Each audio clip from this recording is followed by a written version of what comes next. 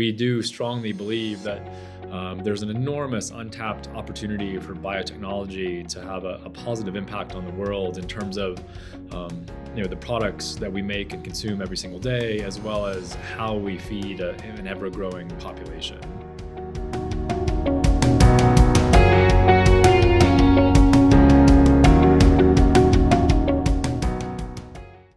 Hi everyone, and welcome to the latest episode of Biomarket Insights TV. My name is Paul MacDonald, and I'm delighted today to be joined by Matt Lipscomb, who is the CEO and founder of DMC Biotechnologies. DMC produces cost-effective, resource-efficient, sustainably produced bio-based chemicals from renewable sources. Hi Matt, how are you today? Hi, Paul. I'm doing well. Thanks for having me. It's an absolute pleasure. So thank you for giving us your time today. My pleasure. Great. So Matt, today's episode is entitled Advancing Synthetic Biology and Delivering on the Biotechnology Promise. And our viewers are going to be really interested to learn how sustainable chemical production can be simple and cost effective, how to speed up the transition to a bio-based economy, and staying balanced when in the eye of the startup storm. So we've got a lot of great stuff to cover in the next 20 minutes or so. So we'll see how we get on. I think before we start talking about DMC specifically, perhaps you can give me a bit of background as to what first attracted you to the biotechnology sector. Sure, I'd be happy to. So most people are aware that this is not our first rodeo. So my co-founder and I were actually a part of another industrial biotech company. So OPX Biotechnology is a spin out from the University of Colorado, and Mike, my co-founder, was actually a founder there as well. So I think part of our experiences and our learnings at OPX was really the challenges that come with engineering biology. So just like so many others in that sort of first round of industrial biotechnology companies, we lived it day in and day out. So we saw the challenges of engineering biology, of getting consistent and reproducible scale up, and we saw the importance of picking the right products for the technology and for the markets. And so a lot of what we've done with DMC was inspired and informed by what we had done before, right? So I think prior to that, I spent quite a bit of time in pharmaceutical biotech, and so I saw the impact of what the potential for biotechnology could be. And then I think with the technology that we have at DMC, I think we're really on sort of the cusp of doing great things for other products that are not pharmaceutical, right? So we do strongly believe that there's an enormous untapped opportunity for biotechnology to have a positive impact on the world in terms of the products that we make and consume every single day, as well as how we feed an ever-growing population. So our like I said, our experience has been informed by those that came before us and by our past experiences. So Yeah, okay. And you touched a little bit there on sort of the inspiration, I suppose, but I was interested to learn also how your passion for the great outdoors, and maybe you can tell us a bit about some of the stuff you do, how that has helped inspire you or shape your career or your journey to where you are now. yeah, so most people may not be aware that I'm actually a certified ski guide. So, in all of my free time, I help people enjoy the mountains safely and in a very fun way. Usually that's on skis, but also with rock climbing and other sort of avenues in the mountains as well. So, not surprisingly, as much as I can, I spend times in the mountains. I'm located in Boulder, Colorado, which is a fantastic opportunity zone for this.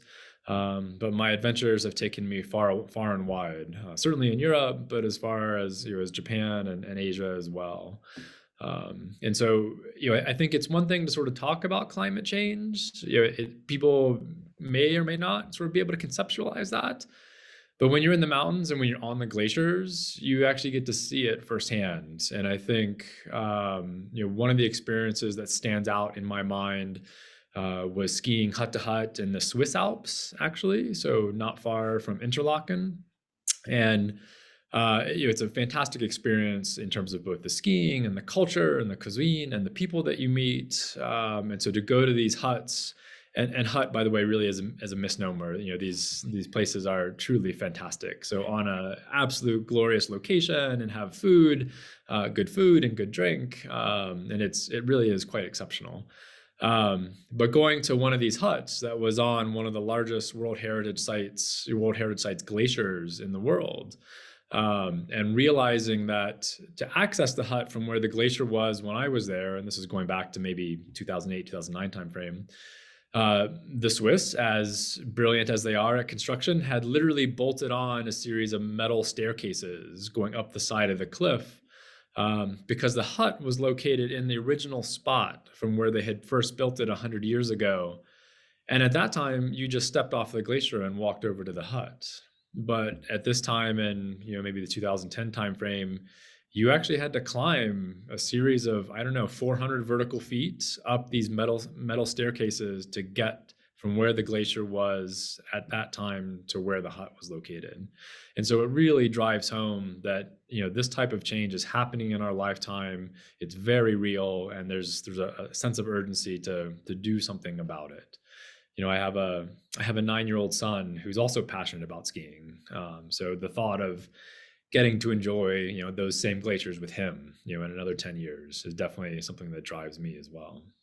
Yeah, and I suppose if you've been in that environment for such a long time, and within that environment, different locations, sort of the great outdoors, I suppose you're able to, over a prolonged period of time, see the impact of climate change.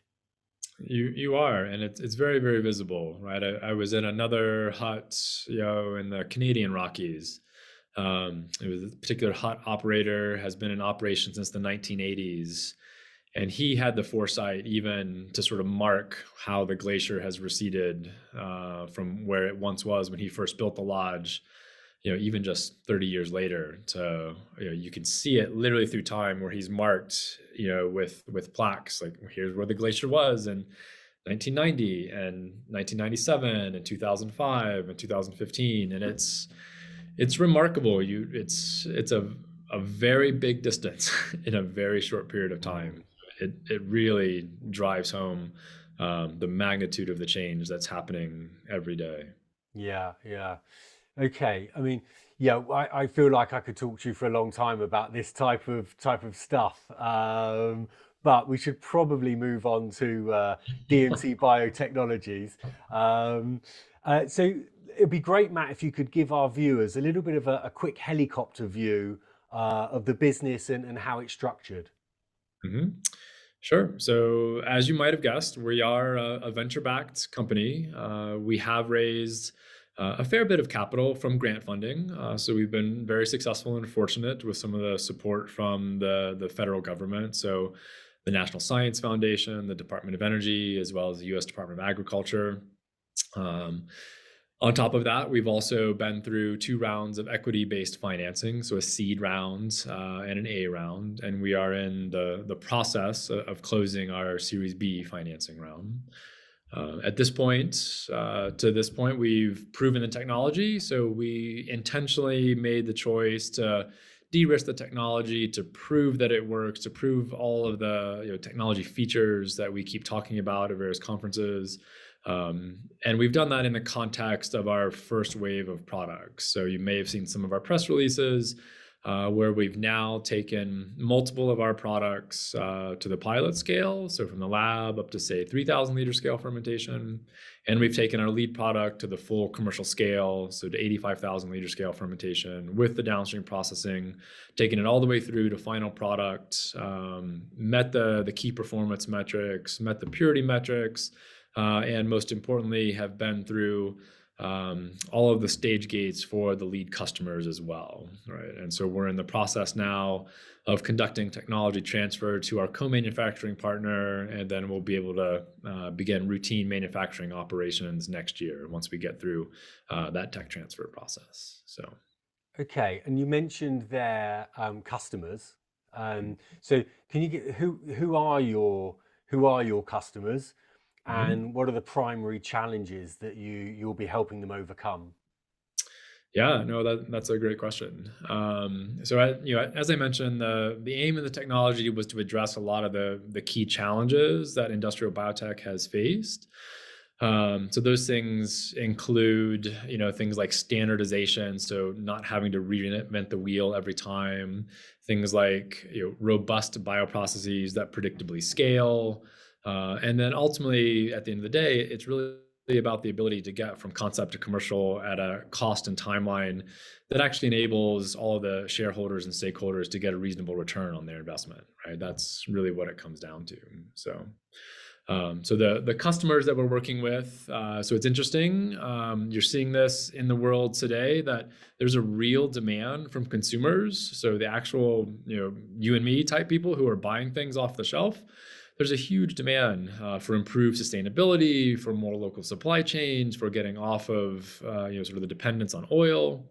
And as you go up the supply chain from the consumer, you're starting to see real movement from some of those companies. So certainly, if you're a consumer-facing product company or a materials company, particularly located in Europe, there's real traction on that. And some of these companies are committing real capital and making very public and audacious goals about improving the sustainability of their product offerings in the next decade, in the next 3 decades. And as you keep going up that supply chain, we're starting to see that more and more, right? So the direct consumer-facing companies are definitely in it, particularly in Europe. But even now, sort of the chemical intermediates players who are providing the raw materials to those consumer-facing, companies are committed, and they're making real steps. And so those are the types of customers that we provide. So our model is it's a B2B model where we provide chemical intermediates to some of the larger scale customers, and then it enables them to meet their consumer demands.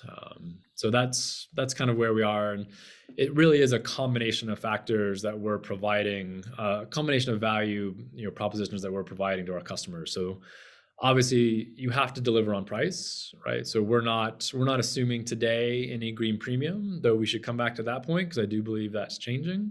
Not necessarily green premium, but I think there's a lot more of a leveling of the playing field, if you will.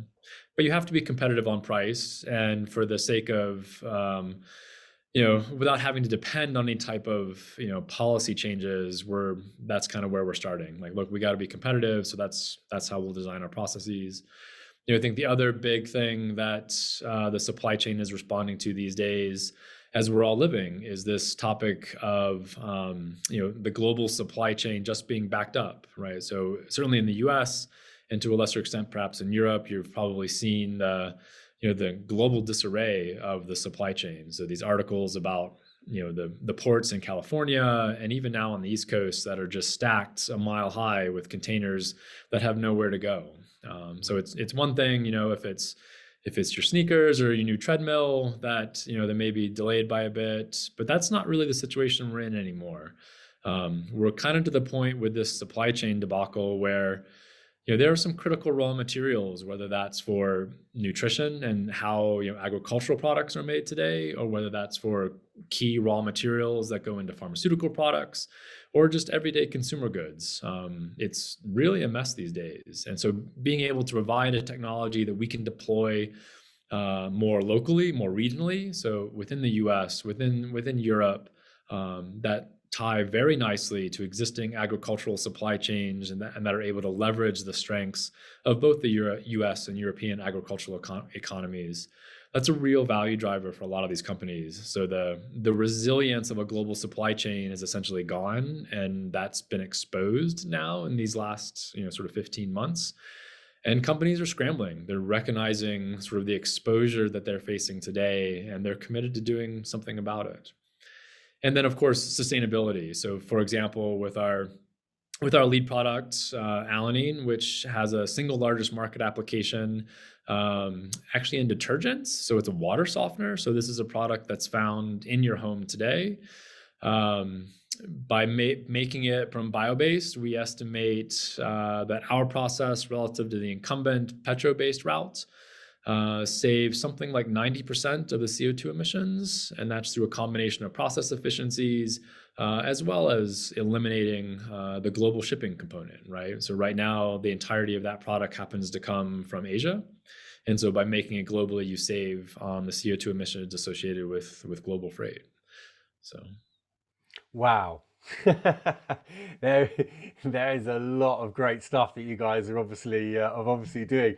I was gonna I was gonna jump in a few minutes ago when we were talking about the big sort of FMCG companies or something, but I mean, you're clearly it's your customer base is wide and integral to to lots of things, not just us getting the products, but getting yep. products which are at the right price point and are good for society and the environment. So, which brings me nicely on to my next question, really, because your mission statement focuses on the simplicity and cost effectiveness of your process. And I love that in a mission statement. Mission statements and value proposition should be as simple as possible. But given what you just said, it sounds like that is a big ask to achieve those two goals of simplicity and cost effectiveness. So how do you achieve that? Yeah, no, that's a great point. And I think that's been one of the challenges that has faced the field for quite some time.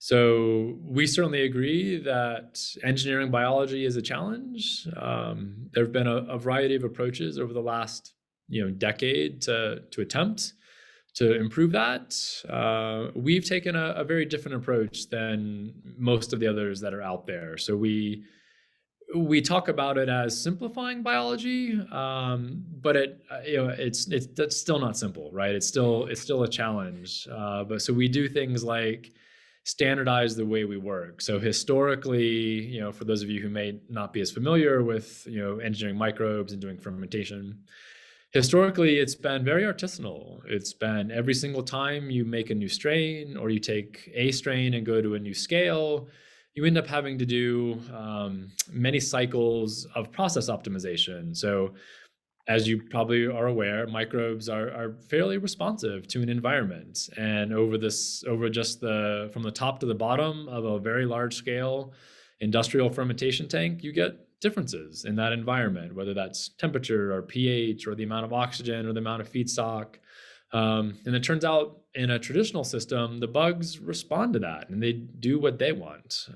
So what we've been able to do is create a system where the bugs do what we want, which is ultimately to make a product at very high rates and yields. And so we've been able to standardize the fermentation process. So now no longer do we have to do process optimization? Do we have to create new processes? It quite literally is the same process, regardless of the product. And then we've also been able to create robust bioprocesses. So by that, I mean that they are relatively insensitive to the typical range of conditions that you would see in an industrial setting.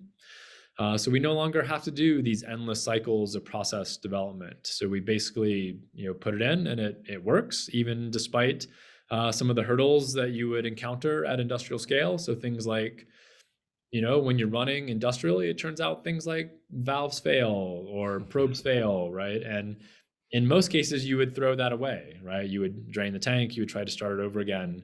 But we now have multiple real world examples of our process, being resilient to those types of things.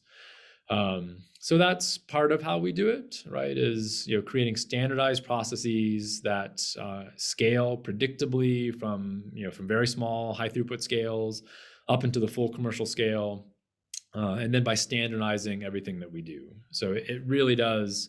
It really is game changing in terms of how how biotechnology is conducted today.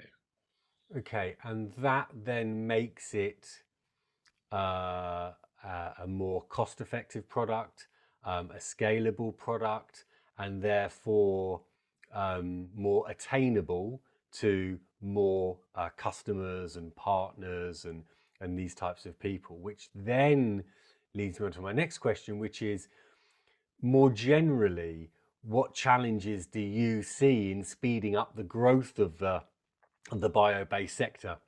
And that's why I referred to what you just said, because a lot of that is about price point and scalability. And I guess, Yep. how are you planning to overcome those, and how do you think other people will address those challenges as well? Sure. So, one of the strategies that we've deployed across our first wave of products is intentionally targeting products that have markets that exist today. So, we recognize that, as amazing as it is to create a new to the world product, a new to the world molecular entity, there's additional time and risk associated with that, right? I think McKinsey had a study a few years ago where they estimated if you're just building a new market, so take the technology risk out of it. If it's just to build a new market, you should plan on roughly 5 years and hundreds of millions of dollars to build a new market. And so we said from the beginning, look, there are a lot of opportunities and products that exist today where, processes that were invented 2 decades ago, somewhat antiquated. There's a lot of opportunity. So let's go after those today where we have, customers and markets, and we can provide to them a unique selling proposition around, cost and sustainability and local manufacturing. So we'll start there and then we'll ramp up. That'll also prove out our technology. We'll get to some very attractive revenues and profits, and then for the next wave of products, we'll save those new molecular entities, those new market developments for a time, when our cost structure, when our cost of capital is a little bit different. So that's one approach that we're taking. So yeah, let me pause there. And I was going to sort of, as we come towards the end of this conversation, I was going to ask what's next for DMC. Yeah. You sort of answered it a little bit there, but is there anything more specific that we should, that sort of exciting plans in the pipeline that we should keep our ear to the ground for? Certainly. So I mentioned we're closing a fundraising round, so certainly keep your ear posted for that. That's always exciting news. And within our first wave of products, like I said, we're bringing those into the marketplace. So with alanine, we're in the midst of tech transfer, and so you'll see some more news about that next year. Part of the use of funds with this next round is advancing the rest of those first wave of products into the marketplace. So across human and animal nutrition, as well as some specialty chemical opportunities. And then we have a robust pipeline as well. So there's lots of stuff in the works. So we'll be advancing those from their current state of technology and commercial readiness up to sort of their next levels of readiness. So we'll also be hiring. So in fact, we're actively looking now. So for those of you who are looking for new opportunities and challenges, please give us a shout. Yeah, what are you looking for? Any specific sort of roles? If you please feel free to use this as an advertising opportunity. So we recognize that we've had a very lean and a phenomenal team to get us to where we are to date.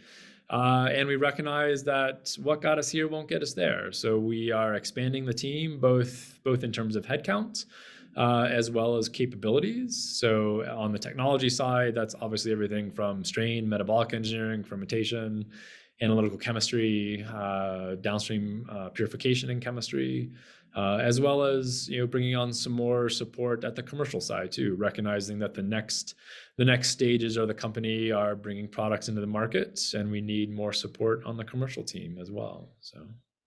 Great. Well, that sounds like a good place to finish this episode or start to wrap up. It's an exciting. Clearly, you've got big plans, big ambitions, and to fulfill those, you need more people and the right people and all of that sort of exciting stuff. So it sounds like you're going to be very busy. So listen, before we end this episode, just a quick message from me to our viewers, and I'd just like to invite any collaborative bio pioneers to feel free to contact me at paul@biomarketinsights.com. Let's explore what we can do together. So Matt, listen, that pretty much wraps up our conversation today. I'd just like to say on behalf of myself and our viewers around the world, thanks ever so much for your time and your insights. And I wish you and the rest of the guys at DMC Biotechnologies all the very best for the rest of the year. And hopefully I might be able to see you in person one day soon. So thanks ever so much for your time. Thank you, and thanks for having me. Absolute pleasure. Take care. All right, cheers.